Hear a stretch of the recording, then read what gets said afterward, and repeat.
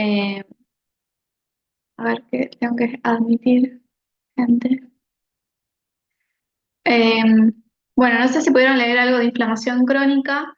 La idea de los preparados siempre es mostrar la correlación de lo que se ve en el trabajo práctico con la macro. La idea es que ustedes puedan leer también durante la semana, como tenemos clases solamente una vez a la semana, que lean el capítulo antes, como para poder estar en tema. Así que, bueno, arranco mostrándoles lo que había.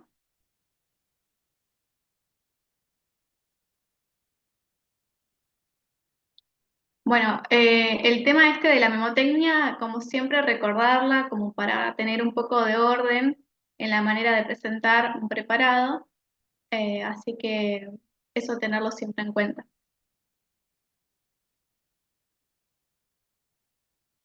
Uno de los preparados que teníamos era este. Esta es una resección, es una nefrectomía parcial, es una resección de un riñón, por eso decimos nefrectomía, y es parcial porque si bien se sacó todo el riñón, no se sacaron los dos, ¿no? Eso sería una nefrectomía total, por ejemplo. Y lo que vemos es que en este riñón tenemos un área que es un poco más amarillenta, todo esto que ustedes ven más amarillo es tejido adiposo, este es el tejido adiposo pararrenal, para es porque está al lado del riñón, y a su vez vemos acá un cañito que va hacia abajo, que esto a qué puede corresponder.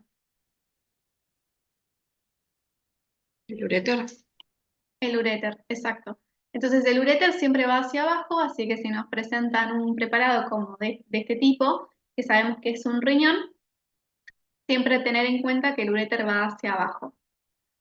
Otra de las cosas es que además tiene una cápsula, el riñón es un órgano que es retroperitoneal, por lo tanto no tiene tanto esa protección, no tiene ese sostén que tienen otros órganos que son intraperitoneales, y la cápsula que tiene es una cápsula que es lisa, brillante y transparente normalmente, eh, que también, ¿se acuerdan cómo se llama? Tiene un nombre en particular,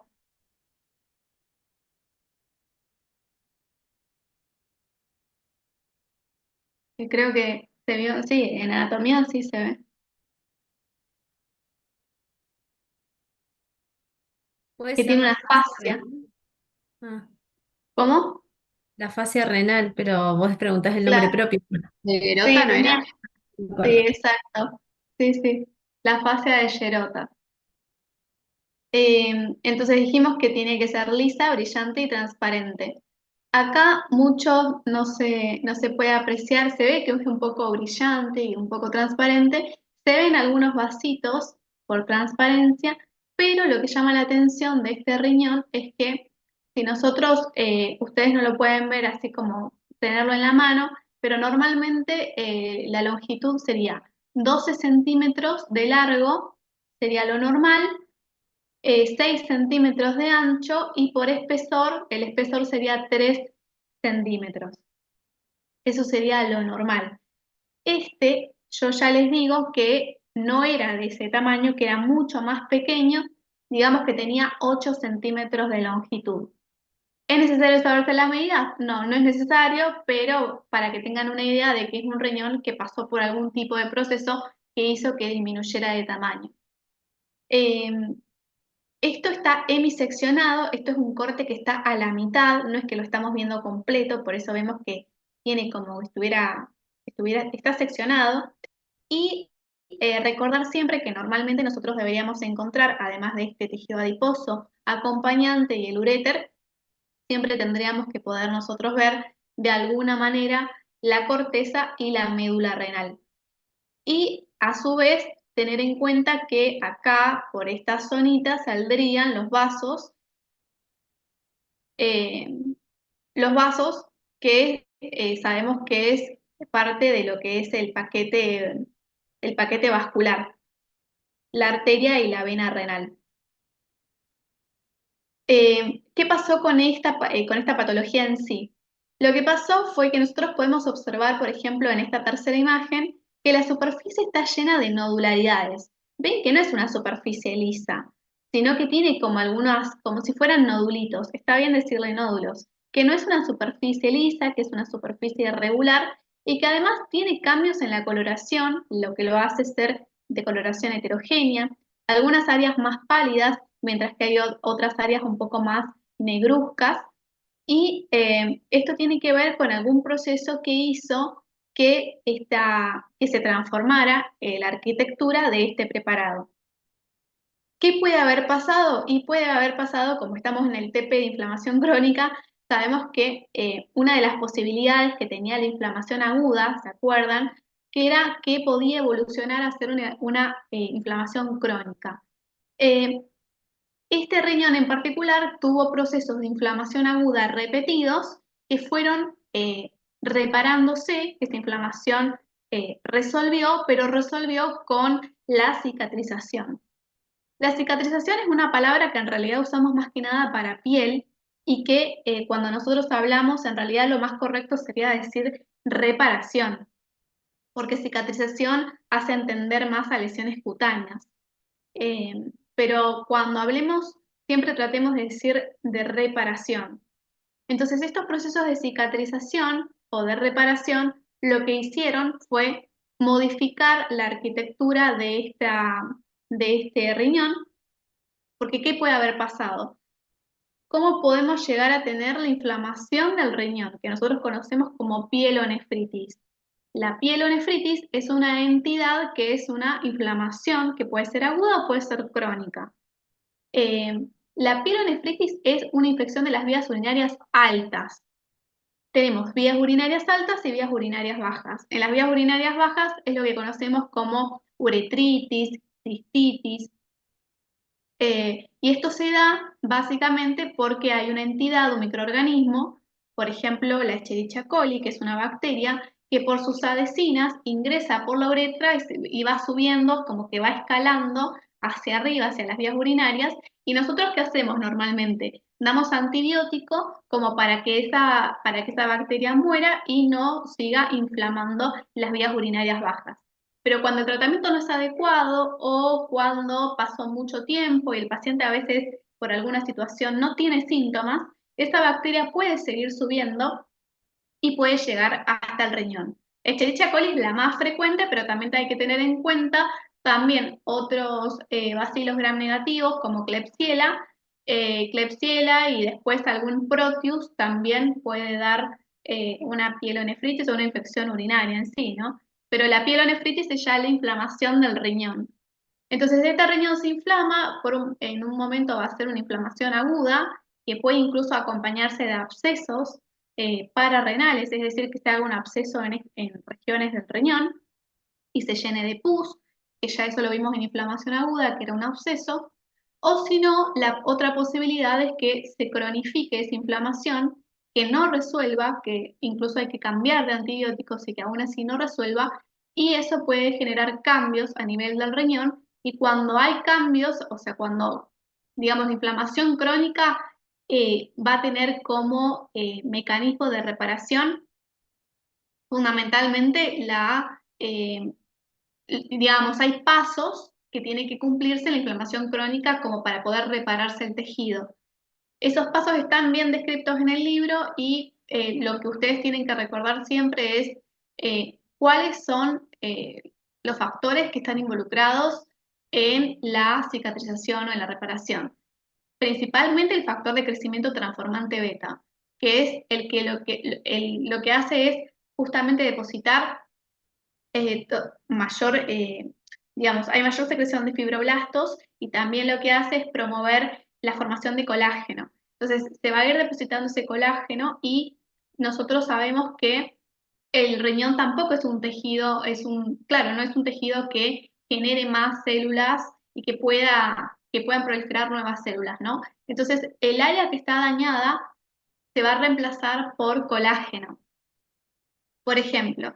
Entonces, de ahí también surge una definición que hay que hacer, que cuál es la diferencia entre la esclerosis y la fibrosis. Eh, y en realidad a veces nosotros lo usamos como sinónimos, el profe no dice que esté mal que lo usemos como sinónimos, pero tener en cuenta que en la esclerosis lo que hay mayormente es mayor depósito de colágeno, más que en la fibrosis, pero lo podemos usar como sinónimo. Acá lo que pasó es que hay un gran depósito de colágeno que fue en función de la reparación, cicatrización, y que ese exceso de colágeno lo que hizo fue retraer de alguna manera lo que es la corteza del riñón. Entonces, es como que estuviera todo retraído, todas estas áreas están retraídas y consecuentemente eso hace que disminuya el tamaño del riñón.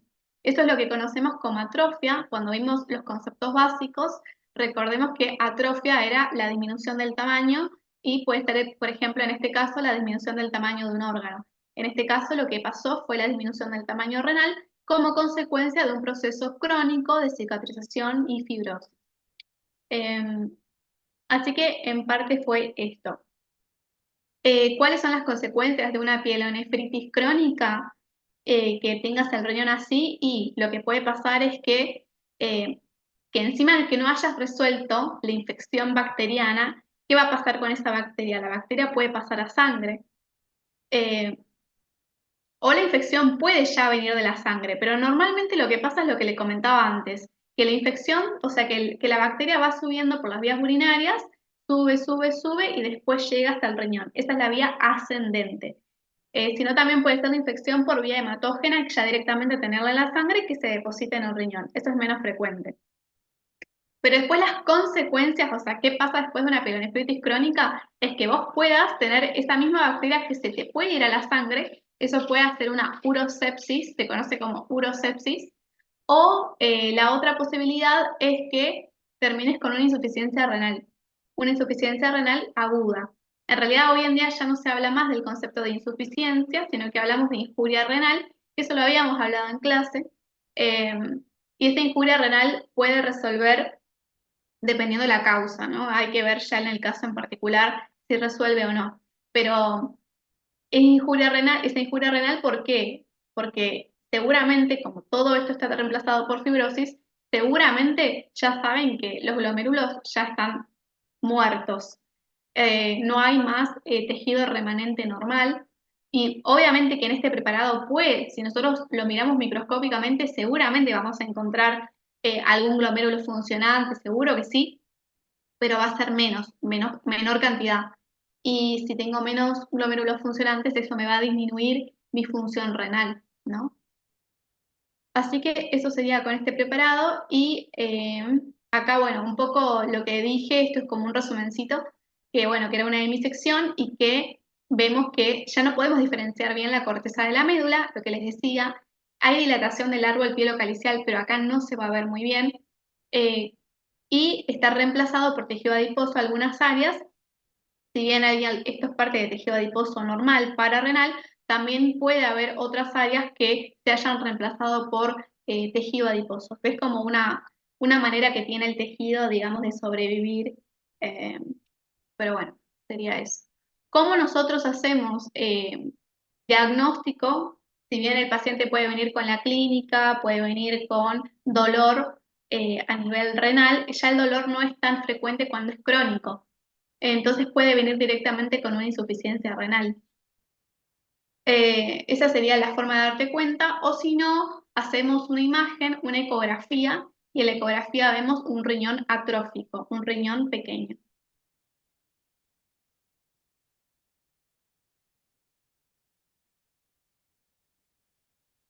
Y bueno, acá se ve un poquito mejor que hay algunas áreas que tenían dilatación, eso es lo que le decimos dilatación pielocalicial, pero la dilatación es como una consecuencia de todas esas retracciones que hay. O sea, en algunas áreas hay retracción de la corteza y como consecuencia algunas áreas se dilatan. No es nada patognomónico, no es algo tampoco para recordar tanto, pero son cambios que se van dando a nivel macroscópico.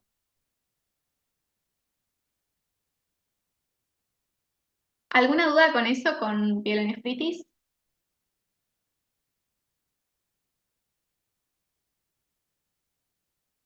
No, no, no. Bueno. Bueno, otro de los preparados que teníamos es este. A ver, ¿hay algo en el chat, me parece, o no? Ah, bien, genial. Otra de los preparados que teníamos es este, es muy pequeño, ven acá, esta es la mano de Fer, que le sacamos la foto, es muy pequeño, pero no sabemos ni de qué, de dónde salió, o sea, si yo les pongo esto es re difícil de definir qué es, obviamente. Esta es una resección ganglionar, se sacaron ganglios de la axila, de la región de la axila de una mujer que se había puesto implantes mamarios. ¿Qué pasó? Que estos implantes mamarios se rompieron y estaban formados por silicona, y esa silicona, como migró a nivel del sistema linfático, recordemos que a nivel de la mama está íntimamente relacionado con la circulación linfática. Entonces, ¿a dónde va a drenar primero cuando hay algo, o incluso a veces cuando hay un cáncer? Lo primero que drena es hacia los ganglios. Entonces, en esto pasó lo mismo, ese implante se rompió, la silicona migró hacia los ganglios de la axila y empezó a generar una reacción de tipo cuerpo extraño. Entonces, como concepto, es re importante que ustedes repasen cuál es la diferencia entre un granuloma de tipo cuerpo extraño y un granuloma de tipo inmunológico. La idea no es que cuando yo muestro la macro explicarles todo, pero por ahí traten de, cuando yo les digo algunos de los conceptos, traten de ir a verlos, más si no tuvieron la clase, porque son cosas que se preguntan. Básicamente el granuloma de tipo cuerpo extraño es cuando nosotros tenemos cualquier cuerpo extraño, puede ser una astilla, puede ser cualquier cosa que nos, por ejemplo, que nos hayamos clavado en el dedo, puede generar una reacción de tipo cuerpo extraño, es decir, que nuestro sistema inmune de alguna forma trata de contener a ese cuerpo extraño generando una reacción inflamatoria. Distinto es cuando hablamos de un granuloma tipo inmunitario, que en el granuloma de tipo inmunitario es porque se ha desencadenado una respuesta que tienen que ver con reacciones de hipersensibilidad que vamos a ver esta semana que viene, que son reacciones, o sea que hay algo que nuestro cuerpo se está dando cuenta que es extraño, está reconociendo nuestros propios antígenos, claro, nuestras propias proteínas, las está reconociendo como extrañas y está generando una respuesta de tipo inmunitaria eh, a la cual básicamente lo que más predomina son los linfocitos TCE4, dentro de ellos los T helper 1, que lo que van a hacer es contener también ese lugar, ese foco, lo van a contener, pero con una respuesta inmune más exacerbada. Igualmente lo vamos a ver quizás un poco mejor en reacciones de hipersensibilidad, pero hacer bien esa diferencia. Eh, las células epitelioides que pueden ustedes ver en algunas imágenes de la macroscopía, de la microscopía, perdón, son células que tienen ese aspecto, por eso se llaman epitelioides, porque son muy similares a las células epiteliales, pero son macrófagos que se juntaron, o sea, los macrófagos van juntándose, conteniendo ese sitio, ese foco, eh, y entonces como que se van juntando y generan esas células que son un poco más alargadas, que son células de tipo epitelioides. Eh, Mientras que, por ejemplo, cuando no es un cuerpo extraño, cuando es eh, una reacción de tipo, un granuloma de tipo inmunitario, tenemos el típico ejemplo, por ejemplo, de la Mycobacterium tuberculosis, que es el agente etiológico de la tuberculosis, que genera granulomas también, por ejemplo, a nivel del pulmón. Esos granulomas también están formados, están rodeados por una corona de linfocitos, pero en su interior lo más característico de la tuberculosis, por ejemplo, es la necrosis gaseosa. Eh, Cuando es un granuloma de tipo cuerpo extraño, no vemos necrosis, por lo general. Entonces, igualmente después vamos a tener un trabajo práctico donde vamos a hablar exclusivamente de tuberculosis. Pero bueno, esa es como la diferenciación que hay que hacer. En este preparado de la macro vemos o sea, no lo vemos ahora sí nosotros, yo les estoy contando, pero histológicamente con el microscopio nosotros veríamos un granuloma de tipo cuerpo extraño. Eh, esto es, si ustedes lo tocaban, era algo muy gomoso, no era duro, era gomoso y todo el contenido en sí o sea, son ganglios, pero que en su interior contienen silicona. Hoy en día ya no se usa más la silicona, ya hace como 15 años la ANMAT lo prohibió, porque si se acuerdan, vieron que hay un caso muy famoso de un cirujano que usaba silicona para poner prótesis, tanto de glúteos, de mama, de otros lugares, y lo que pasó fue que se vio que la silicona podía migrar, que si se rompió una de las prótesis, la silicona puede migrar, en este caso, en esta paciente, drenarse los ganglios linfáticos, pero también puede drenar incluso hasta cerebro, y hubo una modelo que falleció por eso. Entonces, hoy en día se utilizan otro tipo de materiales, pero obviamente que la silicona era mucho más barata para poder ser utilizada, o sea, abarataba mucho los costos.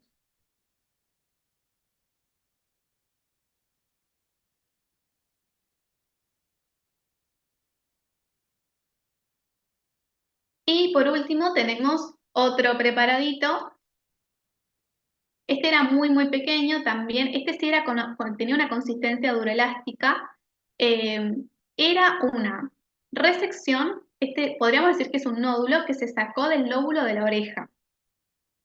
Entonces, se lo resecó y ya les digo, por ejemplo, para que se lo vayan imaginando, que era un paciente que tenía un arito en el lóbulo de la oreja y que empezó a generar todo este nodulito. Este nódulo, digamos que tenía aproximadamente 3 centímetros, que de aspecto en su coloración es de color ajamonado, o sea, literalmente parecía el jamón cocido, y era de consistencia duroelástica. ¿Qué puede haber pasado? Entonces acá tenemos que recordar cuáles son los procesos de cicatrización, o sea, qué puede pasar con la cicatrización cuando es excesiva. Pueden pasar dos cosas. Nos quedan 10 minutos. Uy. Eh, lo que puede pasar con la cicatrización es que puede generarse más colágeno del que debería haberse formado, y en ese caso estamos hablando de un queloide, que el queloide es justamente esto.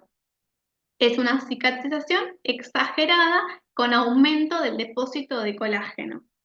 Eh, el queloide se cree que hay una predisposición individual, que los individuos, algunos tienen mayor predisposición a ser queloides, y que también la raza afroamericana podría tener más predisposición para ser queloides. Esos serían como los dos factores más importantes. Eh, y bueno, eso fue lo que pasó, que encima se hizo la resección de este queloide, pero se sabe que una vez que se saca el queloide, empieza a formarse más y más y más, o sea, no tiene sentido hacer una resección porque seguramente va a crecer más en ese mismo lugar e incluso podría ser de mayor tamaño. Entonces no tiene mucho sentido hacer este tipo de resecciones. Después hay otro concepto que es parecido al queloide, pero no es el queloide, que es la de granulación exuberante. La granulación exuberante es un proceso por el cual se forma más tejido de granulación del que debería. Y eso es re importante también que recordemos, que lo han tomado también en los parciales, como definir o escribir, a veces en los parciales, además del choice, tenés algunas 2 o 3 preguntas que hay que desarrollar. Y por ejemplo, se ha preguntado alguna vez qué es tejido de granulación. ¿Alguno pudo leer qué es el tejido de granulación?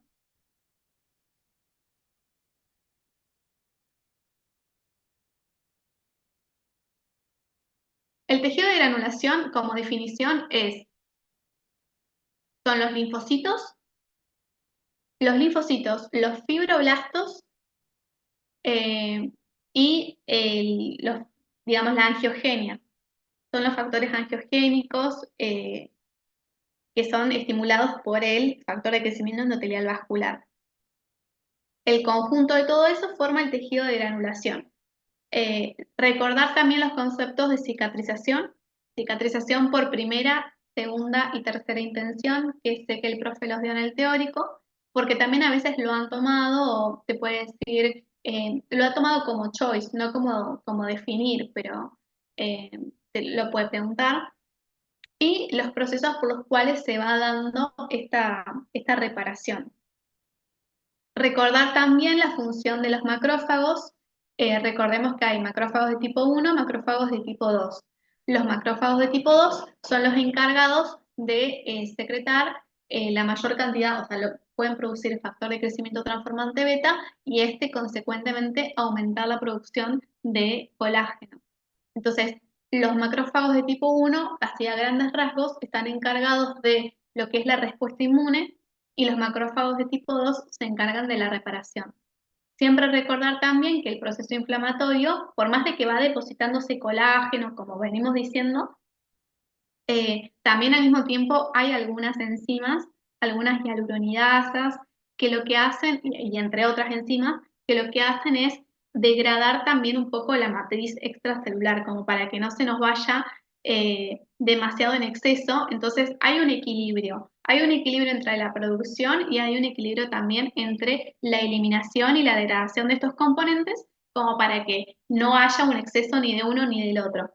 Pero cuando algunas veces falla la regulación de estos, por ejemplo, podemos encontrar los queloides con la cicatrización y que estas enzimas que degradan la MEC no son suficientes. Así que eso como concepto. No se olviden tampoco, lo vuelvo a repetir, la diferencia entre un granuloma de tipo cuerpo extraño y un granuloma inmunitario. Porque granulomas inmunitarios los vamos a ver, por ejemplo, en la semana que viene con el trabajo práctico de inmunopatología y después cuando vean tuberculosis en infecciosas, vamos a ver los granulomas también inmunitarios. Los cuerpos extraños ya los vimos ahora, pero los inmunitarios los vamos a ver en las próximas semanas.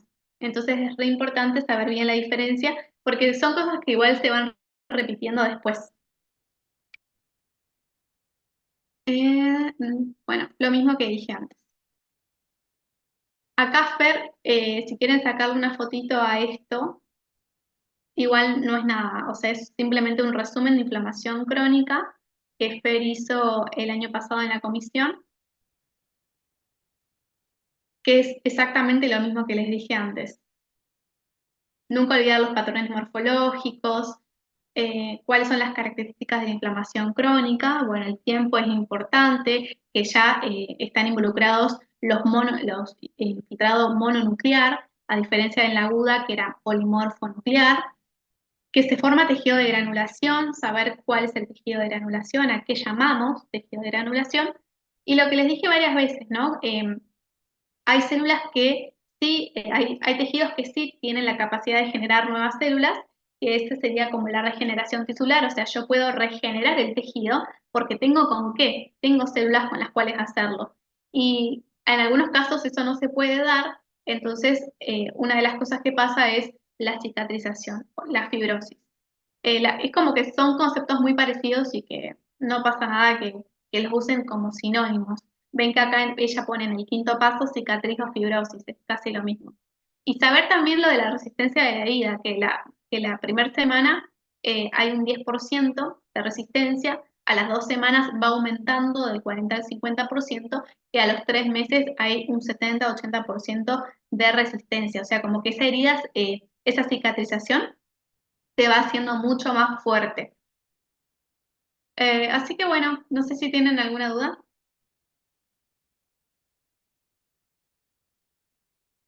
Yo tengo una pregunta, capaz es media paga, pero cuando hablaste del granuloma de cuerpo extraño y granulomas inmunitarios, sería, bueno, la diferencia de que en la de cuerpo extraño no hay linfocitos y que se daría por materiales externos.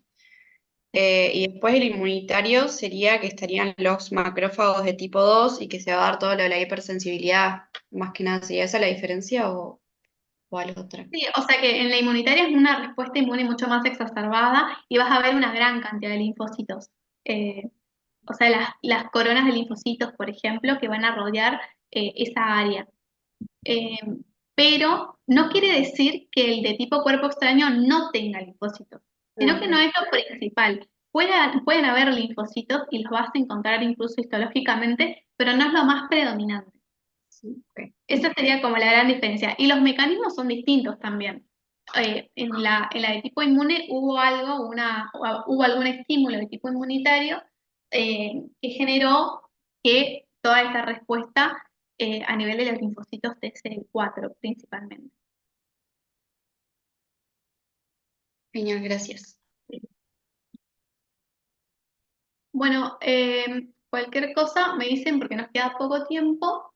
Yo les voy a mandar ahora el parcialito autoevaluativo de esta semana. No vi cómo les fue la semana pasada, pero bueno, cualquier cosa lo preguntan en el grupo.